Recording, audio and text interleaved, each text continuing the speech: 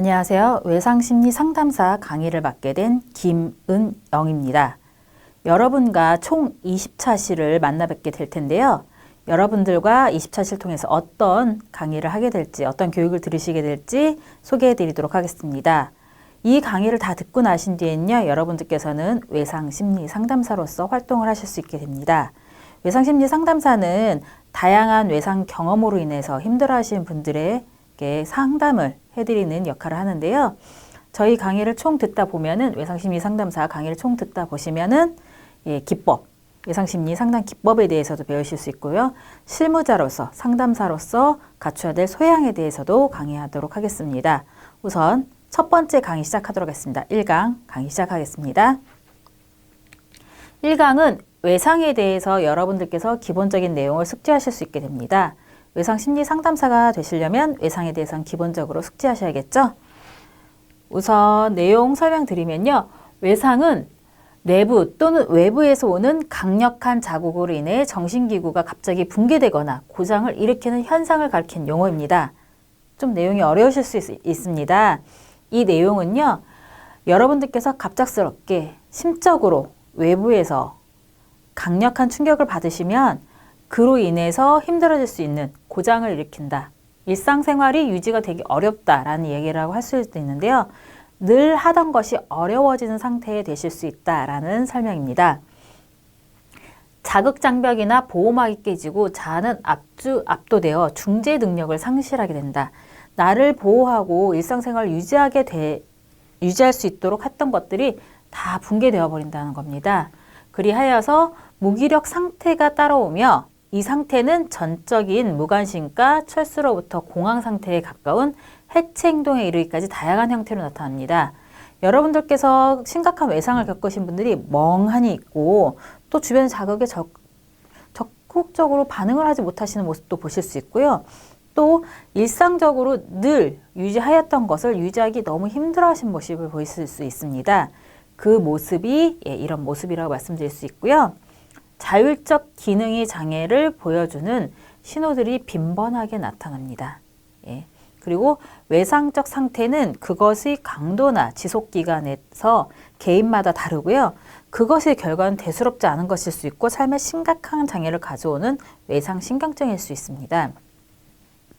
외상을 겪는다고 누구나 다 심각한 장애를 겪으시는 건 아닙니다. 하지만 괜찮겠지? 괜찮아. 이 정도는 누구나 다 겪을 거야 라고 느꼈던 것들이 누적되면 어느 순간 큰 일상생활에 지장을 주도록 큰 장애가 돼서 나타나는 경우도 있습니다. 그래서 우선 여러분들께서는 상담사로서 외상을 경험하신 분들을 목격하시게 되면요. 1차적인 상담을 진행을 해주셔야 되고요. 그로 인해서 일어날 수 있는 변화에 대해서 미리 언지를 해주시는 게 좋습니다. 그리고 그런 변화가 일어나면 바로 치료로 연계되실 수 있도록 정보를 제공해 주셔야 되고요. 그 내용에 대해서는 뒤에서 다시 한번 설명드리도록 하겠습니다. 외상 사건이 일어나는 상황인데요. 이런 상황이 있다고 모두가 다 외상을 느끼거나 혹은 이로 인해서 장애를 겪지는 않습니다. 하지만 이런 상황에 있으면은 조금 더 외상으로 느끼고 장애를 경험할 수 있는 경우가 많기 때문에 여러분들께서는 이런 환경에 놓이신 분들한테 좀 더 관심을 가져주셔야 됩니다. 우선 생명의 위협 또는 심각한 부상을 일으키는 상황을 겪거나 목격했을 때 직접적으로 겪을 수도 있고요. 목격을 했을 경우에도 있습니다. 본인 또는 다른 사람의 신체적 건강을 심각하게 위협하는 상황을 겪거나 목격했을 때입니다. 경험하거나 목격한 것에 대한 두려움, 무력함, 공포심으로 대응할 때 내가 경험한 것이, 내가 목격한 것이 두려움으로 느껴지고 무력함을 느끼고 공포심을 느낀다면 그 모든 것은 외상으로 말씀을 드릴 수가 있습니다. 어떤 사람에게는 일상적인 이벤트일 수도 있고요. 어떤 사람한테는 그게 외상을 느낄 만한 큰 충격일 수도 있다는 걸 꼭 기억해 주시면 좋을 것 같습니다. 전쟁, 학대, 성폭행, 자행재해, 차사고 등의 사건은 외상 사건에 해당될 수 있고요. 외상 사건은 나 또는 주변 사람들의 생명이나 안전을 위협하는 사건입니다. 전쟁, 많은 분들이 외상을 경험하고 있고요. 그 다음에 학대, 학대의 경우는 굉장히 장시간에 걸쳐서 일어나는 사건입니다. 그렇기 때문에 초기에 개입을 하지 않으시면 굉장히 예후 치료가 어려운 경우가 많이 있고요. 성폭행, 자연재해, 차사고 등 교통사고 같은 경우도 우리나라 교통사고 발생률이 그렇게 높은데 다 외상인가? 근데 이로 인해서 누군가 다치는 모습을 목격하거나 내가 신체 훼손을 크게 느낀다라고 하면은 외상이 될 수 있는 충분한 상황이 될 수 있습니다. 그리고 외상 사건은요, 내가 경험한 게 아니라 타인이 경험한 걸 목격하거나 그로 인해서 내가 충격을 받았다. 그러면 모두가 다 외상 사건으로 볼 수가 있습니다. 다음은 외상 후 스트레스입니다. 여러분들께서 PTSD라는 용어를 많이 보셨을 거예요. 뉴스에서도 많이 말씀을 하고 계시고요. 여러분들께서 심리에 관심이 있으시다면 몇 번 정도는 들으셨을 수 있는 용어입니다. PTSD는 외상 후 스트레스 장애라는 용어의 약어라고 할 수가 있습니다. 그래서 이 외상 후 스트레스 장애에서는요, 트라우마를 일반적으로 외상으로 지칭을 하고 있습니다. 외상 후 스트레스 장애는 당뇨나 고혈압처럼 난치병까지 갈 수 있습니다. 일상생활을 하기 어려울 수 있어요. 당뇨나 고혈압 같은 경우도 치료를 잘 받으시고 투약을 잘 하시고 수치를 잘 유지하시면은 일상생활을 하는데 크게 문제가 없잖아요. PTSD도 내가 치료를 적극적으로 받고 이 외상이라는 것이 나에게 상처가 심하게 남지 않도록 계속 치료를 지속적으로 하신다면 괜찮아질 수 있지만 치료를 받지 않고 방치를 한다면 생명에 위협을 줄 수 있을 정도로 큰 질환이 될 수도 있습니다. 그렇기 때문에 여러분들께서는 외상 후 스트레스 장애 진단을 받기 전에 상담을 받으실 수 있도록 대상자분들한테 도움을 주실 필요가 있으십니다. 치료 상담에 지속적으로 관심을 가져야 되고요. PTSD는 본인이 감당 가능한 한계를 넘어서는 경험들로 인해 생겨난 감정이고요. 기억, 생각이 끊임없이 재생되며 본인을 괴롭힙니다.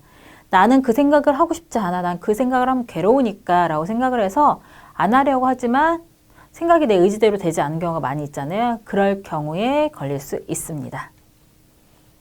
전쟁, 테러, 천재지변, 화재, 신체적인 폭행, 성폭행, 자동차, 비행기 등에 의해 그런 사고에 의해서 생명이나 신체를 위협할 정도로 극심한 스트레스를 경험한 후에 나타나는 정신적인 질병이고요. 보통 우울증, 불안장애 또는 공황장애를 동반합니다.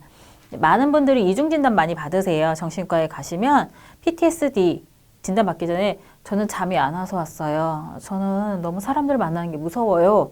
이렇게 먼저 면담을 하시기 때문에 우울, 불안장애, 공황장애로 먼저 진단을 받으시는 경우도 있으세요. 그래서 진단이 하나일 수도 있지만 그렇지 않은 경우도 많이 있기 때문에 진단 하나를 받았다고 그걸로 끝내시지 마시고 이 진단을 왜 받게 되셨는지 여러분께서 상담 오시는 대상자분들께서 저는 우울증 진단 받았어요. 공황장애 진단을 받았어요.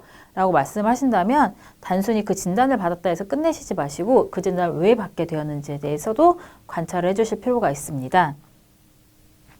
PTSD는 매우 강렬한 폭력 등 충격적인 상황이 펼쳐지는 공간 속에 던져졌던 사람들, 의사, 간호사, 경찰관, 소방관, 군인, 교도관 같은 직업군이나 범죄 피해자, 사고 피해자들에게 많이 나타납니다. 이거는 많이 나타날 수 있는 직업군입니다. 이 직업군을 가졌다고 모두가 PTSD를 앓는 건 아니에요. 근데 저도 상담을 하다 보면은 일반적으로 목격하지 못하는 상황, 일반적으로 보지 않을 수 있는 상황들에 많이 노출되신 분들 있잖아요. 피를 자주 본다거나 아니면 다친 사람들을 많이 본다거나 아니면 너무나도 급박한 상황에 많이 노출이 되신 분들은 스트레스에 많이 취약할 수밖에 없습니다. 그리고 그것을 적절하게 해소하거나 치유하기 전에 다시 그 상황에 놓일 확률이 높고요. 직업군적인 특징으로 인해서 그럴 경우에는 이게 치료가 적절하게 이루어지지 않고 휴식기가 충분히 이루어져서 그 외상으로부터 나를 노출되었던 나의 아픔이나 상처를 충분히 치유하지 못하고 다시 노출된 경우에는 조금 많이 힘들어하시는 경우가 많이 있어요. 뒤에서도 설명드리겠지만 그래서 경찰관 분들이나 소방관 분들 대상으로는 PTSD에 대한 논문이 굉장히 많이 있습니다. 여러분들께서 관심이 있으시다면 논문을 찾아보시고 또 관심 있는 분야가 있으시다면 그 분야에 대해서 좀 더 심도 깊게 공부를 하시면 좋을 것 같습니다. 한국의 경우 대구 지하철 참사를 계기로 국내에서도 PTSD라는 개념이 주목받기 시작했습니다. 그 전에는 PTSD란 용어가 생소하고 낯설었습니다. 지금은 PTSD, 외상 후 스트레스 장애면 정확하게는 모르겠지만 그런 의미지라는 걸 알고 있었지만 불과 20, 30년 전만 해도 PTSD라는 용어가 일반인들한테 많이 사용되진 않았었어요. 그래서 대구 지하철 참사 이전에 삼풍 백화점 사고라든가 성수 대교 사고가 있었을 때는 PTSD의 용어가 거의 없었고요. 그냥 사고에 대한 전달만 있었습니다. 근데 대구 지하철 참사를 계기로 PTSD란 용어도 많이 사용했고요. 그래서 최근에 여러 가지 사건이 있었을 때 그 사건으로 인해서 경험을 했던 사람들이 많이 힘들어한다. PTSD를 경험하고 있다. 그 사고를 처리하는 과정에서 경찰관, 소방관 분들이 PTSD를 많이 힘들어한다라는 뉴스도 보셨을 겁니다.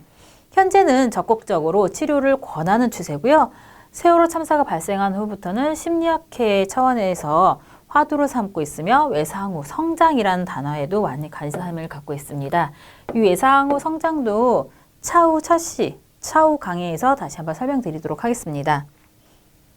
우선 외상 후 성장은요, 정신적 충격을 경험한 뒤 정신적인 성장을 보이는 겁니다. 장애가 아니라 내 스스로가 이전의 정신 상태보다 더욱더 성장한 모습을 보인다는 걸 외상 후 성장이라고 말씀드릴 수 있습니다. 과거 PTSD란 용어가 없었을 때는요, 부르던 용어가 다양했습니다. 추적을 해본 결과, 이게 그때는 PTSD였네 라는 결과 조사가 있었는데요. 우선 쉘쇼크, 전투피로증, 작정상 탈진 상태 등이 있는데요. 보면 전쟁 용어 같은 게 많이 있죠. 베트남전 전후로 해서 용어가 계속 수정돼서 사용되었고요. 그리고 그 전에도 예전에 여러분들께서 예술작품 많이 보셨을 거예요. 뭉크의 절규를 보면 그것도 외상 후 스트레스를 표현한 거다라는 설이 있습니다. 이렇게 소리 지르고 이렇게 가는 모습이죠. 그리고 전쟁 용어 아니면 기록들을 살펴보면요.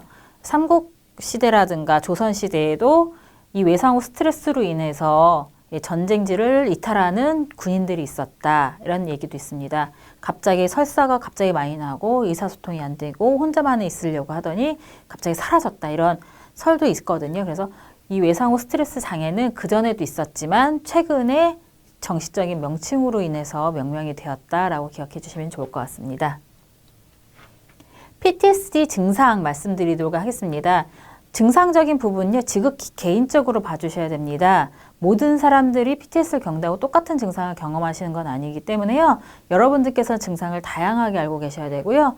그로 인해서 나타날 수 있는 예후도 굉장히 다르다라는 것도 기억해 주셔야 됩니다. 여러분들께 다시 한번 설명드리고 싶은 거는 여러분들께서 만난 대상자는요. 매일매일 다른 모습을 보일 수도 있고요. 그리고 똑같은 사고에 대해서 외상을 겪더라도 A라는 사람과 B라는 사람은 다른 증상, 다른 모습을 보일 수 있다는 것을 여러분들께서 항상 기억해 주셨으면 좋겠습니다. 우선 재경험을 하는 경우가 있습니다. 재경험은 종종 사건과 관련된 꿈, 트라우마에 대한 기억 혹은 그 사건이 재현되는 것 같은 느낌입니다. 지금 저는 이 강의실에 있지만요. 제가 외상을 겪은 사람이라면 이 강의실에 있지만 강의를 하는 도중에 문득 저는 과거에 겪었던 사건에 다시 가 있는 느낌이 듭니다.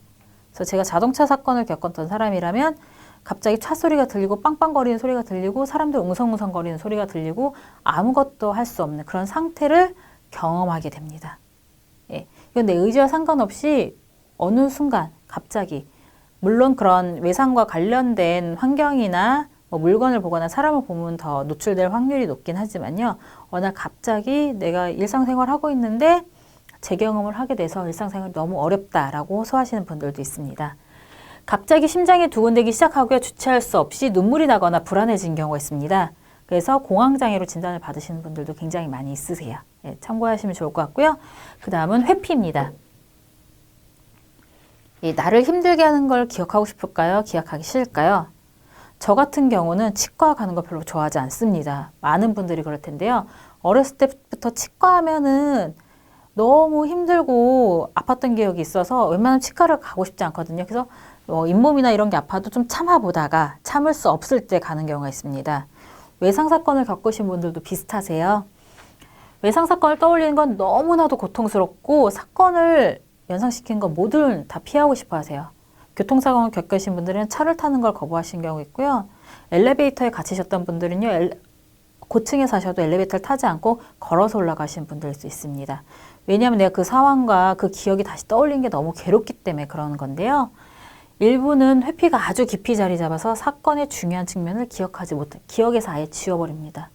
내 기억 속에 남겨놓으면은 너무나도 괴롭기 때문에 아예 지워놓는데 이게 일상생활을 하다가 어느 순간 문득문득 떠올라서 조절되지 않아서 힘들어하신 경우도 굉장히 많이 있습니다. 불안 혹은 과민 반응입니다. 과도하게 걱정하거나 모든 상황에 대해서 과민하게 반응하는 것입니다. 예측 가능했던 외상도 있지만 예측이 전혀 불가능했던 외상도 있기 때문에 나는 나를 스스로를 보호해야 돼 라는 생각이 굉장히 깊게 뿌리박혀 있습니다. 그래서 굉장히 건강에 관련된 것으로도 과민하게 반응하고요. 외부 충격, 자극에 과민하게 반응한 경우도 있습니다. 그래서 불안 또는 과민 반응이 있다는 거 기억해 주시면 좋을 것 같습니다. 유병률인데요. 그러면 PTSD 유병률은 얼마나 될까도 궁금하실 겁니다. 왜냐하면 여러분들께서 만나야 될 대상자분들이 되실 수 있기 때문이죠. 근데 유병률은 정확하게 측정이 어렵습니다. 전수조사를 한 부분은 없기 때문에 대부분 추정치라는 거 기억해 주셨으면 좋겠고요. 대부분의 경우는 통계보다 좀 더 많다라고 많이 보고 있다는 것도 기억해 주시면 좋을 것 같습니다. 외상을 경험한 남성의 8%와 여성의 20% 정도가 100이라고 보면 외상을 경험한 사람이 100이라고 보면요. 그 중에서 남자는 8%, 여성은 25% 정도가 재경험 증후들과 회피, 심각한 불안에 시달리는 외상 후 스트레스 장애로 발병한다라고 보고 있습니다. 사건의 특성과 사회적 지지 정도에 따라 PTSD 발병률이 달라집니다. 사건이 강하고 충격적일수록 더 외상 후 스트레스에 발병될 확률은 높을 거고요. 사회적으로 외상 후 스트레스에 대한 보호막이 더 단단하게 구성이 되었다면 외상 후 스트레스까지 가는 발병률은 낮아질 수 있습니다. 이 보호막은 강의를 들으시고 난 뒤에 여러분들께서 하실 수도 있는 역할이기도 하고요. 전투와 성폭행을 경험한 사람들이 다른 종류의 트라우마를 경험한 사람들보다 PTSD 발병률이 높은데 전투와 성폭행으로 인한 외상은 매우 폭력적이고 예측 불가능하며 고의적 가해자가 있기 때문일 것으로 추정합니다. 외상에 대해서도요. 사람이 개입된 외상과 사람이 개입되지 않은 외상이 있습니다. 예를 들면 이런 전투와 성폭행 같은 경우는 사람이 개입된 외상이고요. 태풍, 지진과 같은 자연재해는 사람이 개입되지 않은 외상입니다. 근데 예후를 살펴보면 여러 가지 연구자를 통해서 예후를 살펴보면 사람이 개입된 외상이 사람이 개입되지 않은 자연재해보다 예후가 더 안 좋다. 혹은 PTSD 발병률이 높다라고 보고 있습니다. 그래서 여러분들께서 상담을 하실 때 어떤 부분, 자연재해 같은 사람이 개입되지 않은 것인지 사람이 개입되는 것인지도 명확하게 파악을 해주시면 좋을 것 같습니다. 한국의 PTSD를 보면요. 앞에서 설명드렸다시피 한국의 PTSD는 소방관과 경찰관 분들을 조사한 자료가 많이 있습니다. 그걸 살펴보면요. 우리나라 소방관 45,700여 명 가운데 4.9%인 2,230명이 우울증 진단을 받았고 4.4%인 2,000명 정도가 PTSD를 겪고 있다라고 말하고 있습니다. 여러분들께서 진출하실 분야 중에 소방 상담 쪽으로도 많이 생각을 하신 분들도 있으실 텐데요. 소방관 분들은 아무래도 화재 사건이라든가 인명구조라든가 굉장히 사건, 사고로 많이 노출이 되어 있습니다. 그 목격도 원인 중에 하나라고 제가 앞에서 말씀드렸잖아요. 그런 원인이 될 수 있는 환경이 많이 노출이 되시기 때문에 PTSD 발병률이 좀 4.4%가 된다라고 말씀드릴 수 있고요. 2015년 치안정책연구소가 발간한 경찰관 PTSD 실태와 제도적 대처 방안에 따르면 경찰 10명 중 2명이 PTSD 위험군에 속한다라고 나타나고 있습니다. 정확한 추정치를 보기 위해서는 전수조사를 한번 해볼 필요는 있긴 한 텐데요. 근데 경찰관 분들도 아무래도 사건 사고 현장에 많이 노출이 되다 보니까 그리고 바로바로 또 근무지에 개입이 되어야 되는 부분이 있어서 많이 힘들어하는 부분이 있다라는 것을 설명드리도록 하겠습니다. 예, 외상사건의 반응인데요. 외상사건을 겪으면 어떤 반응을 보이는지 여러분들께서 그 반응에 대해서 알고 계시면은 이 사람은 이 시기에 있구나, 이런 반응을 보이고 있구나라는 걸 확인하실 수 있고요. 면담이 진행되지 않더라도 예, 이런 반응이 보인다면 이분이 혹시 PTSD를 경험한 분이 아닌가라고 추정을 할 수 있다는 것도 기억해 주시면 좋을 것 같습니다. 우선 급성 스트레스와 애도 반응입니다. 그리고 우울증, 아까 앞에서 말씀드렸던 우울증 증상이 보일 수도 있고요. 그 다음에 기타 반응입니다. 외상 사건을 경험한 사람들은 불안과 관련된 다양한 행동을 보이는데요. 공황과 알짝을 보일 수도 있고요. 회피를 보일 수도 있고요. 약물과 술로 외상 사건들에 대해서 대응하기도 합니다. 내가 스스로 기억을 안 할 수는 없으니까 술을 먹고 기억을 안 할래. 잠자서 그냥 잠을 자면서 잊을래 라고 하시는 분들인데요. 이게 과잉복용되면, 과복용되면은 건강상의 문제도 될 수 있다는 것도 기억해 주시면 좋을 것 같습니다. 급성 스트레스 장애를 앓고 있는 사람에게는 스트레스 요인을 겪은 몇 주 동안 여러 PTSD 증상이 나타나고 지지적인 환경이 형성되거나 전반적으로 건강하다면 이러한 증상은 오래 가지 않고 스스로 회복이 됩니다. 외상을 겪는다고 해서 모두가 PTSD 진단을 받으시는 건 아닙니다. 그 외상을 경험했을 때 바로 상담을 받으시거나 혹은 치료를 받으신다면 일상생활로 복귀가 가능하신 상태가 되실 수 있습니다. 많은 분들이 뭐 이 정도야 내가 스스로 이겨낼 수 있지, 잘 해결할 수 있을 거야 라고 생각을 하시고 방치를 하시다가 힘들어 하시는 경우가 많이 있으세요. 여러분들께 혹시나 저는 잠을 못 자요. 요즘 회사 가기도 너무 힘들고 공부하기도 너무 힘들고 그럴 경우에 여러 가지 이유가 있을 수 있잖아요. 뭐 진짜 우울증일 수도 있고 여러 가지가 있을 텐데 혹시 최근에 충격적인 사건을 겪으신 건 없으신지 어떤 생각이 반복적으로 나는 건 아닌지에 대해서 꼭 물어봐 주시면 좋을 것 같습니다. 예, 외상 사건의 악순환이라고 제가 작성을 했는데요. 제가 상담하다 보면은 이런 분들이 많이 있으세요. 예. 보면은 어린 시절에 트라우마를 경험을 하십니다. 여러 가지 트라우마가 있을 수 있죠. 뭐 학대도 있을 수 있고요. 예, 아니면은 뭐 친구들과의 교우 관계에서 어려움이 있을 수 있고요. 근데 이때 이거에서 적극적으로 대처하거나 주변에 도움을 받지 못하고 시간이 지나면 괜찮아지겠지, 나아지겠지 생각을 하고서 꾹꾹 담아두다가 꾹꾹 담아두면서 이제 나를 알아주는 사람은 하나도 없어. 어른들도 날 도와주지 못해. 이렇게 불신도 생기게 됐죠. 그래서 외로움, 배신감, 불신, 고립, 취약적인 환경에 놓이게 됩니다. 그래서 어른이 돼요. 성인에 대해서 비슷한 관계적인 문제가 생긴다거나 비슷한 트라우마가 반복이 된다. 라고 하면은 이때 느꼈던 감정이 다시 올라옵니다.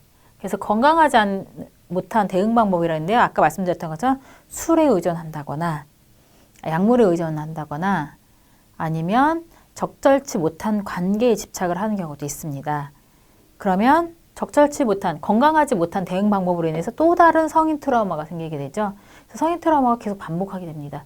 치유가 되고 개선이 되지 않고 계속 그 부분에 고착되거나 퇴행을 하는 경우가 많이 있거든요. 그렇기 때문에 이 단계에서 한번 끊어주셔야 되는 거죠. 여러분께서는 건강하지 못한 대응 방법을 하지 않도록 끊어주시는 겁니다. 아까도 말씀드렸자면 외상 후 성장이 될 수 있도록 적절한 대처 방법에 대해서 안내해 주시고요. 상담을 해줌으로써 어린 시절 트라우마에서 이루지 못했던 누군가의 관계를 맺고 공유를 하고 지지를 받는다. 이거에 대해서 적극적으로 대응할 수 있도록 대처할 수 있도록 도와주시는 필요가 있습니다. 외상에 대해서 설명드리도록 하겠습니다. 외상 후 스트레스 장애를 가진 많은 사람들이 자신의 증상과 진단에 대해 이야기하는 것을 많이 어려워하시는데요. 그 사유 중 하나는 나만 경험한 것이다 라고 생각을 하시거나 혹은 타인은 나를 이해할 수 없어 라는 생각을 하시는 경우가 많이 있습니다. 그래서 여러분들께서 처음 상담을 진행하실 때 당신은 나를 이해할 수 없어요 라는 메시지를 많이 들으실 수 있는데요. 여러분들께서는 이 증상 부분이나 장애에 대해서 충분히 이해를 하는 사람이다 라고 숙지할 수 있도록 라포를 형성하시는 게 중요합니다. 외상 후 스트레스 장애에 대해서 생각하는 것이 수치심, 무력감, 외로움을 느낄 수 있는데요. 우선 앞에 설명드렸던 것처럼 내가 경험한 것은 그 누구도 이해할 수 없어. 나만이 경험한 것이야. 혹은 이 경험으로 인해서 내가 낙인이 생길 것 같아 라고 생각하셔서 수치심을 느끼고요. 그 외상 사건을 벗어나지 못했다, 미연에 방지 못했다 라는 생각에 무력감, 난 아무것도 할 수 없어 라는 무력감을 느끼실 수 있습니다.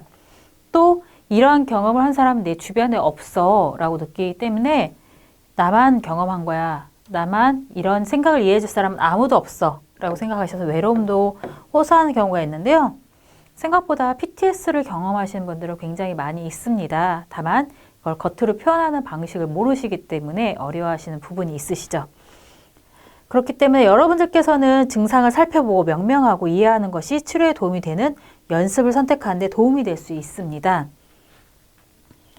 내가 겪는 것이 증상이라는 걸 이해하고 그 이름을 듣는다면 PTSD, 여러분들께서는 익숙하시죠? 외상 후 스트레스 장애라는 단어가 익숙하시지만 이 단어를 한 번도 들어보지 못하신 분들도 있으세요. 그럴 경우에는 내가 경험한 거는 내가 이상해서 그래, 내가 성격이 모나서 그런가?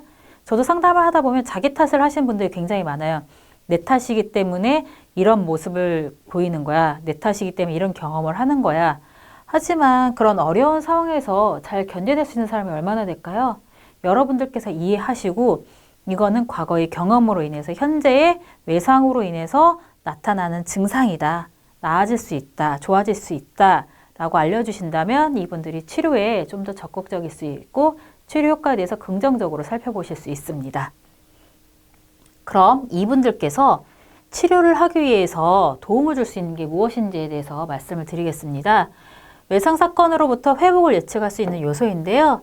요소가 한 개인가 두 개인가가 중요하진 않습니다. 다만 필요한 요소가 적절하게 있는가를 여러분들께서 파악을 해주셔야 되고요. 하나하나 설명을 드리겠지만 대상자에게 꼭 필요한 부분인데 없다라고 생각되는 부분들은 여러분들께서 잘 형성을 해주실 필요가 있습니다. 첫 번째로는 하나의 외상입니다. 여러 가지 외상을 경험하시는 것보다는 하나의 외상을 경험하신 분들이 예후가 좀 더 좋다, 긍정적이다 라고 말씀을 드릴 수 있고요. 친구와 가족입니다. 여러분들한테 힘든 일이 있었을 때 옆에서 도움을 주는, 지지해주는 주변 사람들이 있을 겁니다. 친구일 수도 있고요. 가족일 수도 있고요.